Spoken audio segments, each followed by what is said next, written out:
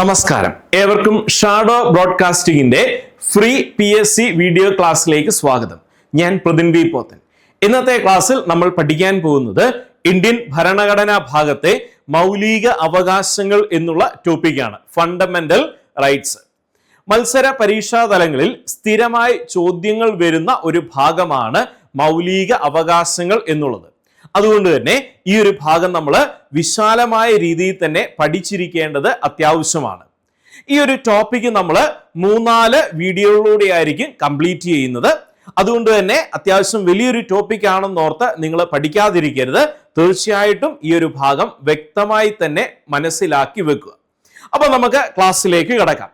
മൗലിക അവകാശങ്ങൾ എന്നുള്ള ഭാഗത്തിലേക്ക്. അപ്പൊ മൗലിക അവകാശങ്ങൾ എന്ന് പറയുമ്പോൾ ഒരു വ്യക്തിയെ സംബന്ധിച്ചിടത്തോളം ഒരു വ്യക്തിയുടെ സ്വാഭാവിക ജീവിതത്തിൽ ഏറ്റവും അടിസ്ഥാനപരമായിട്ടുള്ള അവകാശങ്ങളാണ് എന്തെന്ന് പറയുന്നത്, മൗലിക അവകാശങ്ങൾ എന്ന് പറയുന്നത്. ഒരു വ്യക്തിയെ സംബന്ധിച്ചിടത്തോളം വ്യക്തിയുടെ എല്ലാ തരത്തിലുള്ള വികാസത്തിനും ഇത് അത്യന്താപേക്ഷിതമാണ് എന്ന കാര്യം ആമുഖമായിട്ട് മനസ്സിലാക്കിയിരിക്കുക. ഇനി നമുക്ക് നമ്മുടെ ടോപ്പിക്കിലേക്ക് വന്നു കഴിഞ്ഞാൽ, ഇന്ത്യൻ ഭരണഘടനയിൽ മൗലിക അവകാശങ്ങൾ എന്നുള്ള ആശയം നമ്മൾ എവിടെ നിന്നാണ് എടുത്തിരിക്കുന്നത് എന്നുള്ള കാര്യം ആദ്യം മനസ്സിലാക്കുക. ഇന്ത്യൻ ഭരണഘടനയിലെ പല ആശയങ്ങളും കടമെടുത്തതാണെന്ന് നമുക്കറിയാം. നമ്മൾ കഴിഞ്ഞ ക്ലാസ്സിൽ പഠിച്ച ആമുഖം എന്ന് പറയുന്ന കാര്യം, ആമുഖം എവിടെ നിന്നാണ് കടമെടുത്തിരിക്കുന്നത്? അമേരിക്കൻ ഭരണഘടനയിൽ നിന്നാണ്. അതുപോലെ തന്നെ മൗലിക അവകാശങ്ങൾ എന്നുള്ള ആശയവും ഇന്ത്യൻ ഭരണഘടന കടം കൊണ്ടിരിക്കുന്നത് എവിടെ നിന്നാണ്? US-ൽ നിന്നാണ്, അല്ലെങ്കിൽ അമേരിക്കൻ ഭരണഘടനയിൽ നിന്നാണെന്ന് ഓർത്തിരിക്കുക. അമേരിക്കൻ ഭരണഘടനയിലെ bill of rights 1791 American bill of rights വരുന്നത്. ആ അമേരിക്കൻ ബിൽ ഓഫ് റൈറ്റ്സിൽ നിന്നാണ് ഈ ഇന്ത്യൻ ഭരണഘടനയിലെ മൗലിക അവകാശങ്ങളുടെ അടിസ്ഥാനപരമായിട്ടുള്ള ആശയങ്ങൾ കടമെടുത്തിരിക്കുന്നത് എന്ന് ഓർത്തിരിക്കുക. അപ്പം മൗലിക അവകാശങ്ങൾ എവിടെ നിന്നാണ് കടമെടുത്തിരിക്കുന്നത്? അമേരിക്കൻ ഭരണഘടനയിൽ നിന്നാണ്. ഇതിന്റെ അടിസ്ഥാനം എന്തെന്ന് ചോദിച്ചാൽ അമേരിക്കൻ ബിൽ ഓഫ് റൈറ്റ്സ് 1791 എന്ന് ഓർത്തിരിക്കുക. അങ്ങനെയാണെങ്കിൽ ഇന്ത്യൻ ഭരണഘടനയിലെ ഈ മൗലിക അവകാശങ്ങളെ അറിയപ്പെടുന്ന പേരാണ് ഇന്ത്യൻ ഭരണഘടനയിലെ മാഗ്ന കാർട്ട എന്ന് ഓർത്തിരിക്കുക. അതായത് പരീക്ഷയ്ക്ക് ഇങ്ങനെ ചോദിച്ചിട്ടുണ്ട്, ഇന്ത്യൻ ഭരണഘടനയിലെ മാഗ്ന കാർട്ട എന്ന് അറിയപ്പെടുന്നത് എന്തിനെയാണ്? എന്താണ്? മൗലിക അവകാശങ്ങളെയാണ്. അപ്പം ഇന്ത്യൻ ഭരണഘടനയിൽ മാഗ്ന കാർട്ട എന്ന് വിളിക്കപ്പെടുന്നത് മൗലിക അവകാശങ്ങളെയാണെങ്കിൽ ഈ മാഗ്ന കാർട്ട വരുന്ന വർഷം ഏതാണ്? 1215 1215 ഇംഗ്ലണ്ടിലെ ജോൺ രാജാവ് പുറപ്പെടുവിച്ച ഒരു ഉത്തരവിനെയാണ് മാഗ്ന കാർട്ട എന്ന് പറയുന്നത്. എല്ലാവരും തുല്യരാണ്, നിയമത്തിന് മുൻപിൽ തുല്യരാണ് എന്നുള്ള ഒരു പ്രഖ്യാപനമാണ് മാഗ്ന കാർട്ട എന്ന് പറയുന്നത്. അപ്പൊ അതുകൊണ്ട് തന്നെ ഇന്ത്യൻ ഭരണഘടനയിൽ തുല്യതയെ പറ്റി പറയുന്ന ഒരു ഭാഗമാണ് മൗലിക അവകാശങ്ങൾ. അതുകൊണ്ട് തന്നെ ഇന്ത്യൻ ഭരണഘടനയിലെ മാഗ്ന കാർട്ട എന്ന് എന്തിനെ വിശേഷിപ്പിക്കുന്നു? മൗലിക അവകാശങ്ങളെ വിശേഷിപ്പിക്കുന്നു. അമേരിക്കൻ ഭരണഘടനയിൽ നിന്നാണ് ഇന്ത്യൻ ഭരണഘടന മൗലിക അവകാശങ്ങൾ എന്നുള്ള ആശയം ഉൾക്കൊണ്ടിരിക്കുന്നത് എന്ന് ഓർത്തിരിക്കുക. ഇനി ഇന്ത്യൻ ഭരണഘടനാ ചരിത്രത്തിലേക്ക് വരുമ്പോൾ മൗലിക അവകാശങ്ങൾ ഇന്ത്യൻ ഭരണഘടനയിലുണ്ട്. എന്നാൽ ഭരണഘടന നിലവിൽ വരുന്നതിന് മുമ്പ് തന്നെ ഇതുമായി ബന്ധപ്പെട്ടുള്ള ചർച്ചകൾ ഇന്ത്യയിൽ സജീവമായിരുന്നു. അങ്ങനെ ഇന്ത്യയിൽ ആദ്യമായി 19 മൗലിക അവകാശങ്ങൾ ഉൾക്കൊള്ളിച്ചുകൊണ്ട് ഒരു റിപ്പോർട്ട് വരുന്നുണ്ട്. ആ റിപ്പോർട്ട് ഏതെന്ന് ഓർത്തിരുന്നോണം, അതാണ് നെഹ്റു കമ്മിറ്റി റിപ്പോർട്ട്. സ്വാതന്ത്ര്യ സമര കാലഘട്ടങ്ങളിൽ സൈമൺ കമ്മീഷന് എതിരായിട്ട്, അല്ലെങ്കിൽ അതിന് എതിരെയുള്ള ഒരു പ്രതിഷേധം എന്ന രീതിയിൽ 1928 ഇന്ത്യയിൽ കോൺഗ്രസ് പാർട്ടി രൂപീകരിച്ച ഒരു കമ്മിറ്റിയാണ് നെഹ്റു കമ്മിറ്റി. മോത്തിലാൽ നെഹ്റു, ജവഹർലാൽ നെഹ്റുവിന്റെ പിതാവായിട്ടുണ്ടായിരുന്ന മോത്തിലാൽ നെഹ്റു അധ്യക്ഷനായിട്ട് വരുന്ന കമ്മിറ്റിയാണ് ഈ പറയുന്ന നെഹ്റു കമ്മിറ്റി എന്ന് പറയുന്ന 1928 വരുന്നത്. ആ കമ്മിറ്റിയുടെ റിപ്പോർട്ടിന്റെ അകത്ത് ഇന്ത്യൻ ഭരണഘടന തയ്യാറാക്കണമെന്നും ആ ഭരണഘടനയിൽ 19 മൗലിക അവകാശങ്ങൾ ഉൾക്കൊള്ളിക്കണം എന്ന രീതിയിൽ ഒരു നിർദ്ദേശമൊക്കെ മുന്നോട്ട് വെക്കുന്നുണ്ട്. പക്ഷെ അത് നടപ്പാകുന്നില്ല. എങ്കിലും ഓർത്തിരുന്നോണം, 19 മൗലിക അവകാശങ്ങൾ എന്നുള്ള നിർദ്ദേശം വരുന്നത് എവിടെയെന്ന് ചോദിച്ചാൽ നെഹ്റു കമ്മിറ്റി റിപ്പോർട്ടിന്റെ അകത്ത് എന്ന കാര്യം കൂടി ഓർത്ത്. കാരണം മൗലിക അവകാശങ്ങളുടെ ചരിത്രം എന്ന രീതിയിൽ ഈ ഒരു വസ്തുത കൂടി അവിടെ ഓർത്തിരിക്കേണ്ടത് ആവശ്യമാണ്. ഓക്കെ, ഇനി അടുത്തതായിട്ട് അവിടെ ശ്രദ്ധിക്കേണ്ട കാര്യം, ഈ പറയുന്ന മൗലിക അവകാശങ്ങളുമായി ബന്ധപ്പെട്ട് വരുന്ന ഒരു പ്രമേയം INC സമ്മേളനത്തിൽ ആദ്യമായി വരുന്നത് ഏത് വർഷം എന്ന് ചോദിച്ചാൽ 1931 കറാച്ചി സമ്മേളനം എന്ന് ഓർത്തിരിക്കുക. അതായത് മൗലിക അവകാശങ്ങൾ രൂപീകരിക്കണം, അല്ലെങ്കിൽ മൗലിക അവകാശങ്ങൾ എങ്ങനെയായിരിക്കണം, എന്തായിരിക്കണം എന്നതുമായി ബന്ധപ്പെട്ട് ഒരു പ്രമേയം കോൺഗ്രസ് കമ്മിറ്റിയിൽ എന്ന ഒരു പ്രമേയം ആദ്യമായി കോൺഗ്രസ് സമ്മേളനത്തിൽ വരുന്ന 1931 അത് കറാച്ചി സമ്മേളനം എന്ന കാര്യം കൂടി ഒന്ന് മനസ്സിലാക്കി വെച്ചിരിക്കുക. അപ്പം നെഹ്റു കമ്മിറ്റി റിപ്പോർട്ട് വരുന്നുണ്ട്, അത് 28 അത് വരുന്നു, പക്ഷെ അത് തള്ളിപ്പോകുന്നു. എന്നാൽ INC സമ്മേളനത്തിൽ ആദ്യമായിട്ട് മൗലിക അവകാശങ്ങൾ എന്നുള്ള ഒരു കോൺസെപ്റ്റുമായി ബന്ധപ്പെട്ടുള്ള കാര്യങ്ങൾ ആദ്യമായി വരുന്നു 1931 കറാച്ചി സമ്മേളനത്തിലാണ്. അതിന്റെ അധ്യക്ഷനായിരുന്ന വ്യക്തിയുടെ പേര് ഓർത്തിരുന്നോണം, ആരാണ് അത്? സർദാർ വല്ലഭായ് പട്ടേൽ എന്ന കാര്യം ഓർത്തിരിക്കാനാണ്. സർദാർ വല്ലഭായ് പട്ടേലാണ്. പിന്നീട് ഇന്ത്യൻ ഭരണഘടനയിലെ മൗലിക അവകാശങ്ങൾ രൂപീകരിക്കുന്നതുമായി ബന്ധപ്പെട്ട് ഭരണഘടനാ നിർമ്മാണ സമിതിയിൽ ഈ പറയുന്ന മൗലിക അവകാശവുമായി ബന്ധപ്പെട്ട ഒരു കമ്മിറ്റി വരുന്നുണ്ട്. അതിന്റെ അധ്യക്ഷനായിട്ട് പിൽക്കാലത്ത് വരുന്നതും ആര് തന്നെയാണ്? സർദാർ വല്ലഭായ് പട്ടേലാണ്. അതുകൊണ്ട് തന്നെ മൗലിക അവകാശങ്ങളുടെ ശില്പി എന്ന് വിളിക്കുന്ന ആരെയാണ്? സർദാർ വല്ലഭായ് പട്ടേൽ എന്ന കാര്യം ഓർത്തിരിക്കുക. മൗലിക അവകാശങ്ങളുടെ ശില്പി എന്നറിയപ്പെടുന്നത് ആരാണ്? സർദാർ വല്ലഭായ് പട്ടേൽ എന്ന കാര്യം കൂടി ഇവിടെ ഓർത്തിരിക്കുക. ഓക്കെ, ഇനി മുമ്പേ പറഞ്ഞു മൗലിക അവകാശങ്ങളുമായി ബന്ധപ്പെട്ട ഭരണഘടനയിൽ കമ്മിറ്റി ഉണ്ടായിരുന്നു. ആ കമ്മിറ്റി മൗലിക അവകാശ ന്യൂനപക്ഷം കമ്മിറ്റി എന്നാണ് അറിയപ്പെട്ടിരുന്നത്. മൗലിക അവകാശം ന്യൂനപക്ഷം കമ്മിറ്റി ഉണ്ടായിരുന്നു. ആ കമ്മിറ്റിയുടെ ചെയർമാൻ ആയിരുന്നു സർദാർ വല്ലഭായ് പട്ടേൽ. അതുകൊണ്ട് മൗലിക അവകാശങ്ങളുടെ ശില്പി എന്നാരെ വിളിക്കുന്നു? സർദാർ വല്ലഭായ് പട്ടേലിനെ വിളിക്കുന്നു. അപ്പൊ അത് പറയുമ്പോൾ അവിടെ ശ്രദ്ധിക്കേണ്ട ഒരു കാര്യം, നമ്മൾ ഭരണഘടനയുടെ രൂപീകരണവുമായി ബന്ധപ്പെട്ടുള്ള കാര്യങ്ങൾ പഠിച്ച സമയത്ത് പറഞ്ഞായിരുന്നു. ഭരണഘടനയിൽ ചെറുതും വലുതുമായി ആകെ എത്ര കമ്മിറ്റികൾ ഉണ്ടായിരുന്നു? 22 കമ്മിറ്റി ഉണ്ടായിരുന്നു. അതിലൊരു കമ്മിറ്റി ആയിരുന്നു മൗലിക അവകാശ ന്യൂനപക്ഷം കമ്മിറ്റി. അതിന്റെ ചെയർമാൻ പട്ടേൽ ആയിരുന്നെങ്കിൽ അവിടെ ഈ പറയുന്ന മൗലിക അവകാശവുമായി ബന്ധപ്പെട്ട ഒരു സബ് കമ്മിറ്റി കൂടി ഉണ്ടായിരുന്നു. അതിന്റെ ചെയർമാൻ ആയിരുന്നു JB കൃപലാനി. മൗലിക അവകാശം സബ് കമ്മിറ്റിയുടെ ചെയർമാൻ എന്നാണ് ചോദ്യമെങ്കിൽ ആരാണ്? JB കൃപലാനി. JB കൃപലാനി ആരാണ്? നമ്മൾ നേരത്തെ പഠിച്ച ആരാണ്? ഇന്ത്യക്ക് സ്വാതന്ത്ര്യം കിട്ടുമ്പോൾ INC പ്രസിഡന്റ് ആയിരുന്നു, അല്ലെങ്കിൽ ഭരണഘടനാ നിർമ്മാണ സഭയെ ആദ്യമായി അഭിസംബോധന ചെയ്ത വ്യക്തി ആരാണ്? JB കൃപലാനി. അതുപോലെ തന്നെ അവിടെ ശ്രദ്ധിക്കേണ്ട ഒരു കാര്യം, ന്യൂനപക്ഷവുമായി ബന്ധപ്പെട്ട ഒരു കമ്മിറ്റി ഉണ്ടായിരുന്നു.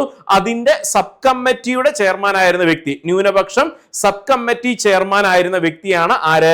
HC മുഖർജി എന്ന കാര്യം ഓർത്തിരിക്കുക. HC മുഖർജി എന്ന കാര്യം കൂടി ഓർത്തിരിക്കുക. അപ്പം മൗലിക അവകാശ ന്യൂനപക്ഷം കമ്മിറ്റി ചെയർമാൻ പട്ടേല്, മൗലിക അവകാശം സബ് കമ്മിറ്റി JB കൃപലാനി, ന്യൂനപക്ഷ സബ് കമ്മിറ്റി HC മുഖർജി എന്ന കാര്യം കൂടി ഓർത്തിരിക്കുക. അപ്പൊ ഇത്രയും കാര്യങ്ങൾ ക്ലിയർ ആയല്ലോ. ഓക്കെ, ഇനി നമുക്ക് ഈ പറയുന്ന മൗലിക അവകാശവുമായി ബന്ധപ്പെട്ട് നമ്മുടെ ഭരണഘടനാ കാര്യങ്ങളിലേക്ക് വരാം. ഇതിന്റെ ഒരു ചരിത്രം എന്ന രീതിയിൽ ഇത്രയും കാര്യങ്ങൾ ഓർത്തിരിക്കുക. ഇനി ഇന്ത്യൻ ഭരണഘടനയിലേക്ക് വന്നു കഴിഞ്ഞാൽ നമ്മൾ നേരത്തെ ഒരു ക്ലാസ്സിൽ പഠിച്ചായിരുന്നു ഇന്ത്യൻ ഭരണഘടനയിലെ ഭാഗങ്ങൾ ഏതൊക്കെയാണ്. അതിൽ നമ്മൾ അന്നേ പഠിച്ചായിരുന്നു മൗലിക അവകാശങ്ങളുമായി ബന്ധപ്പെട്ട് വരുന്ന ഭരണഘടനാ ഭാഗമാണേത്? 3ാമത്തെ ഭാഗം. അപ്പൊ ഇന്ത്യൻ ഭരണഘടനയിൽ മൗലിക അവകാശത്തെ പറ്റി പരാമർശിക്കുന്നത് ഏത് ഭാഗത്തെന്ന് ചോദിച്ചാൽ ഏതാണ്? 3ാമത്തെ ഭാഗത്താണ്. ഇനി അതുപോലെ ശ്രദ്ധിക്കേണ്ട മറ്റൊരു കാര്യം, ഈ മൗലിക അവകാശവുമായി ബന്ധപ്പെട്ട് വരുന്ന ആർട്ടിക്കിൾ എവിടം തൊട്ട് എവിടം വരെയാണ്? അതായത് 3ാമത്തെ ഭാഗത്താണെന്ന് പറഞ്ഞു. അങ്ങനെയാണെങ്കിൽ ഈ 3ാമത്തെ ഭാഗത്ത് വരുന്ന ആർട്ടിക്കിൾ ഏതൊക്കെയാണ്? 12ാമത്തെ ആർട്ടിക്കിൾ തൊട്ട് 35ാമത്തെ ആർട്ടിക്കിൾ വരെയാണ് ഇവിടെ വരുന്നത്. അപ്പം ഭരണഘടനയിലെ 12 തൊട്ട് 35 വരെയുള്ള ആർട്ടിക്കിൾ ചേരുന്നതാണ് 3ാമത്തെ ഭാഗം. അവിടെയാണ് മൗലിക അവകാശങ്ങളെ പറ്റി പറയുന്നത്.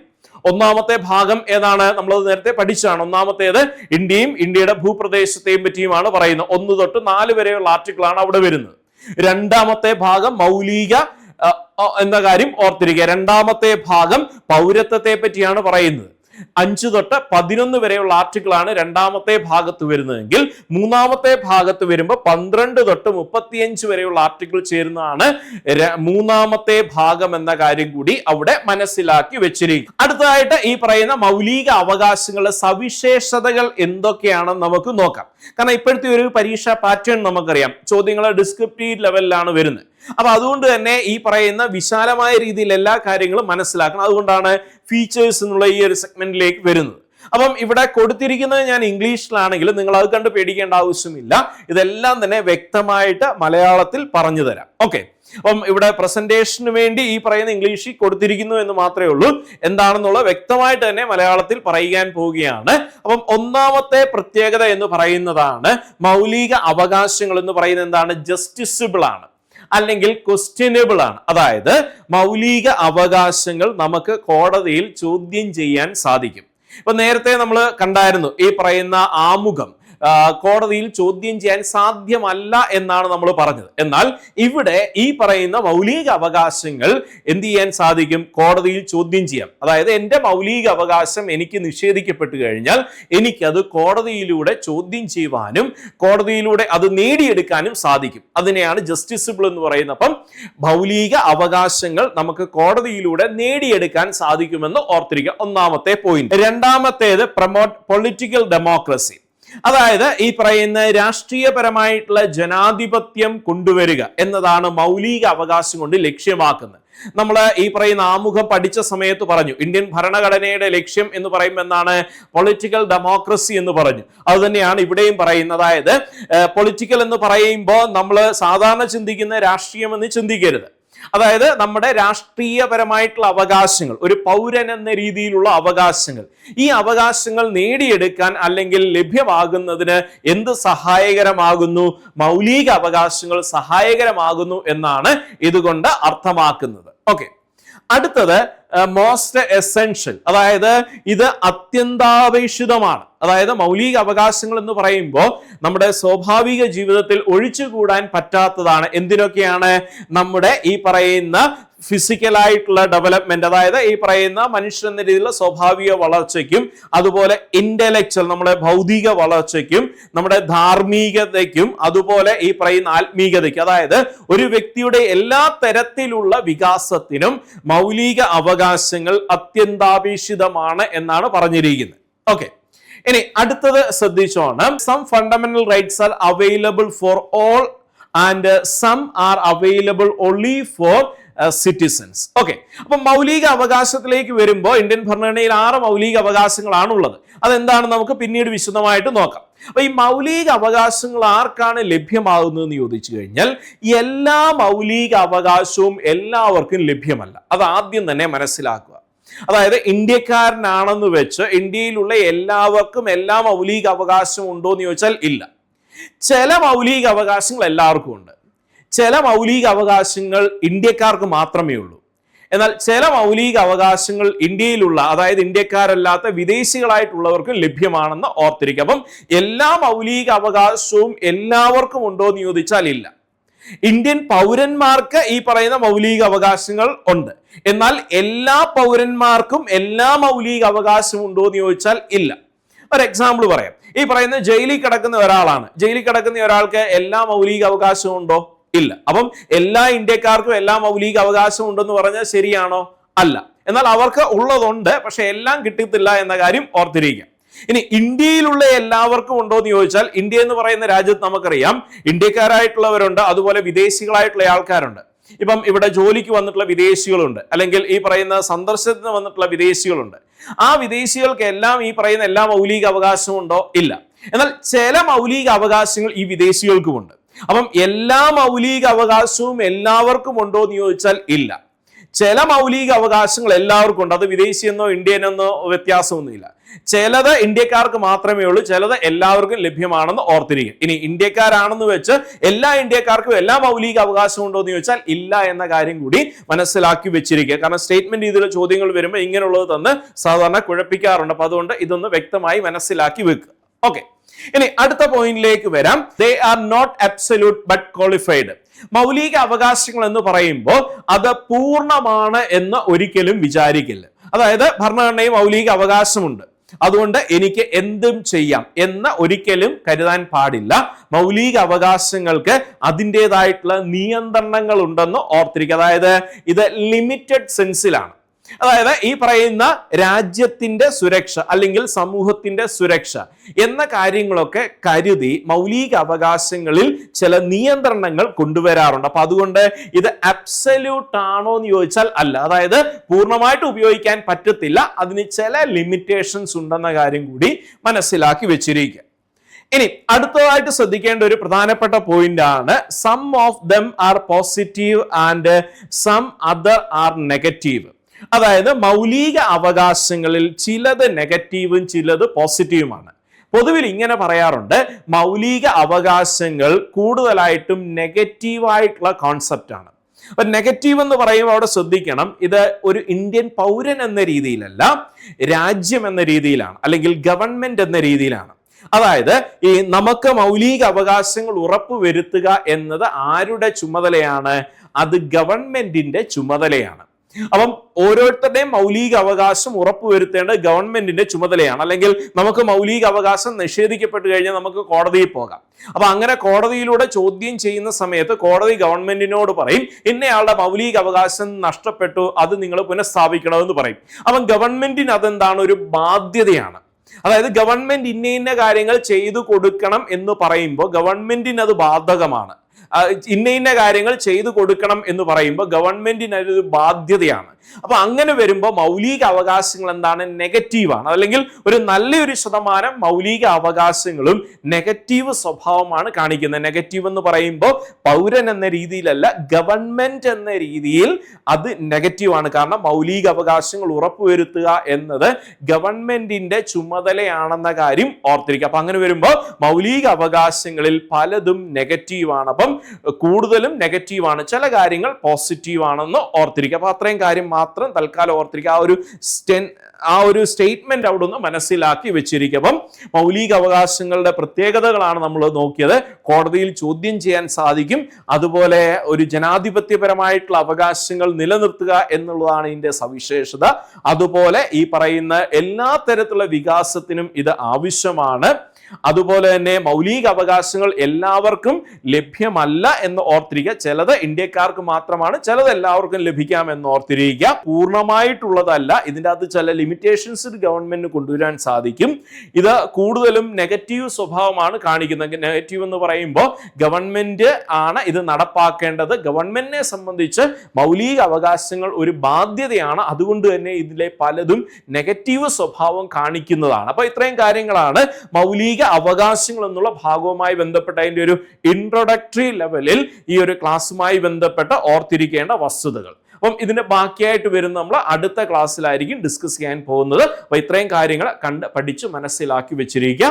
അടുത്ത ക്ലാസ് നമുക്ക് ബാക്കി ഭാഗവുമായി കണ്ടുമുട്ടാം. ഏവർക്കും നന്ദി.